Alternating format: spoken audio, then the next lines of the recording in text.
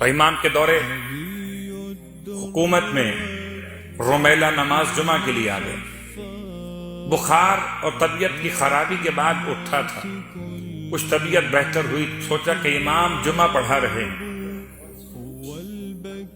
کیسے ممکن ہے کہ امام جمعہ پڑھائیں اور ہم جمعے کی نماز میں نہ جائیں. پہنچ گیا. کہتا ہے خطبے کے دوران مجھ پر ذرا کپ کپی طاری ہوئی، لرزہ طاری ہوا کہ بخار نے دوبارہ سے حملہ کیا، اور میں بہرحال ہل کے رہ گیا، مگر نماز میں نے مکمل امام کی اقتدا پڑھ لی. نماز ختم ہونے کے بعد امام سے ملاقات کی. امام فرماتے ہیں رمیلہ تم پر خطبے کے دوران اتنی کپ کپی چڑھی کہ تم لرز گئے. رمیلہ حیران ہو کے کہتے ہیں مولا یہ تو مجھ پر گزری تھی، آپ کو کیسے معلوم ہے؟ نادان ہے وہ مولائی جو سمجھتا ہے کہ مولائی پہ گزرتی ہو اور مولا بے خبر ہو. یہ تو ہو سکتا ہے کہ مولائی مولا سے بے خبر ہو، یہ ممکن نہیں ہے کہ مولا مولائی سے بے خبر ہو. تم کہاں رہتے ہو، کس حال میں رہتے ہو، مولا کو سب خبر ہے. اس لیے مکتب عشق میں مانگنا عیب ہے. میں بھی خاموش ہوں، وہ بھی خاموش ہے.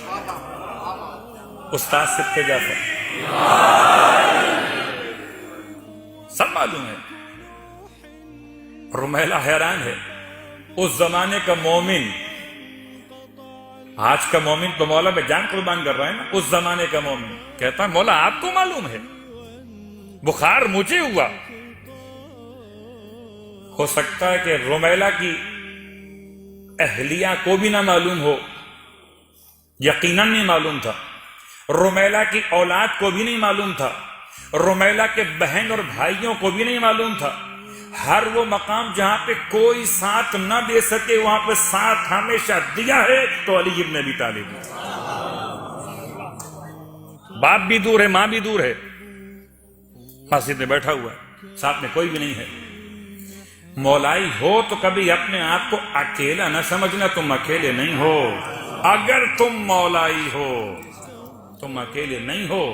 رمیلہ سے ایمان کے جملے. رمیلہ کہتا ہے مولا آپ کو معلوم کیسے ہو؟ فرماتے ہیں رمیلہ کوئی مومن بیمار نہیں ہوتا مگر ہم اس کی بیماری میں شریک ہوتے ہیں.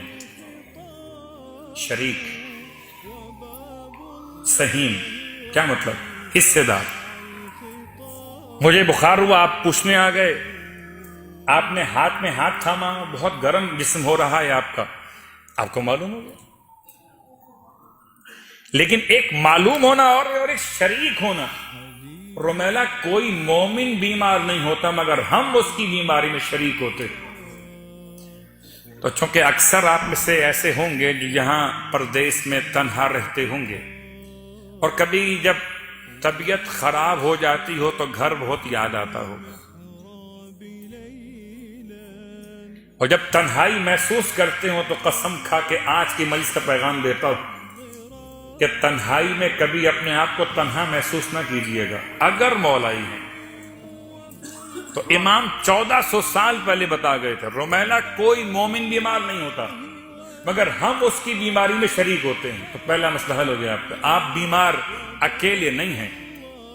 آپ رکے رہیے گا. لوگ سمجھتے ہیں شاید دوا میں شفا ہے. نہیں، دوا سنت ضرور ہے مگر شفا دوا میں نہیں ہے. کبھی اگر دوا استعمال کرتے کرتے آپ کو اندازہ ہو کہ دوا اثر نہیں کر رہی تو پھر کسی مؤثر کا نام لیجیے. اور دعا کے استعمال کرنے کا ایک طریقہ جو بتایا علماء عرفان نے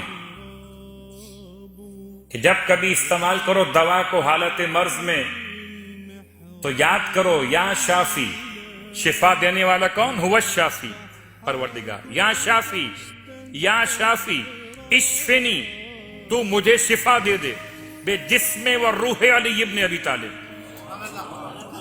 مجھے جسم اور روح علی ابن ابی طالب علیہ السلام کا واسطہ، قسم بخدا اس دوا میں ایسی شفا ہوگی کہ جسم بھی کامیاب، روح بھی کامیاب.